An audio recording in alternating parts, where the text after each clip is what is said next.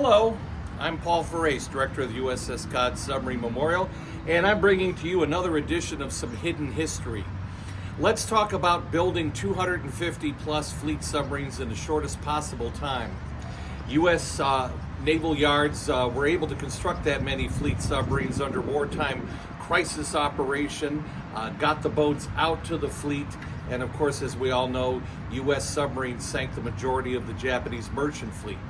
Well, part of the trick of getting all those boats built so quickly meant that you didn't stop to amend the blueprints and your construction methods in the midst of wartime construction to update whatever the small changes that came along. Now, the fleet submarine was constantly being updated throughout its construction life during World War II. In fact, even subs of the same class built at the same shipyard all represent the very latest modifications reflecting the battle lessons learned from the front. One of those, of course, is best exemplified by these doorways, or we call it the breezeway here. Originally, as built, the fleet submarine had to have an access trunk, a way for the gun crew to get from inside the pressure hull out on deck in the shortest possible time to man the deck guns. Well, fleet submarines did that by having a door right here on the back end of the conning tower vessel. The type of elliptical door that you see in our escape trunk, and the intercompartmental doors throughout the boat. By the way, let me digress for a minute. Everything you see here that's gray actually should be black, and that's going to be a future a restoration project for us. But for now, let's just imagine it's all black.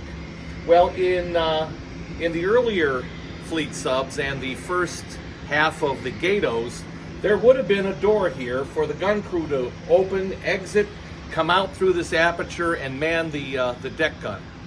Well, in combat, they learned that that wasn't necessarily a good idea. Captains were trying to keep grip with the battle situation, and the last thing they needed were all the gunners' mates rushing through an already cramped conning tower. So that was strike one. Strike two, having a door right here, that is a weak point in the pressure vessel.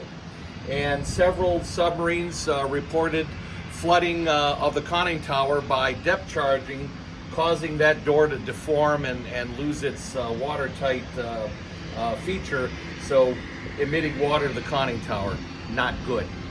So by the time Cod is built, Cod is among the last of the Gatos built, the decision had been made to eliminate the doors.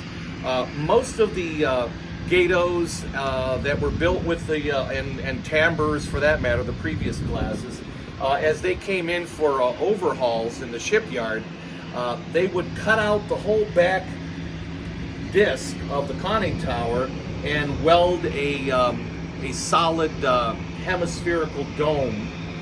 We never had that. We were built from the get-go with a solid dome here without a door.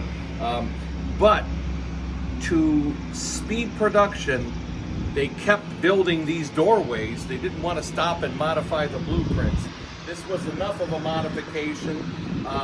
It also provided, I guess, access for the crew to get into things like this right here is the antenna trunk.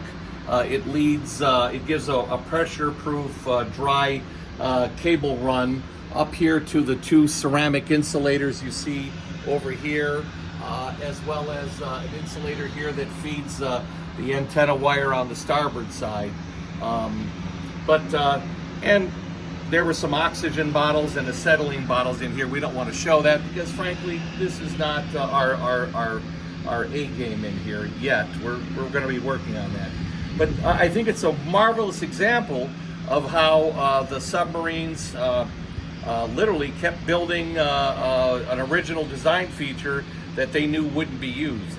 Now, of course, the Vallejo class boats had a separate gun trunk forward of the conning tower to provide access for the gun crew.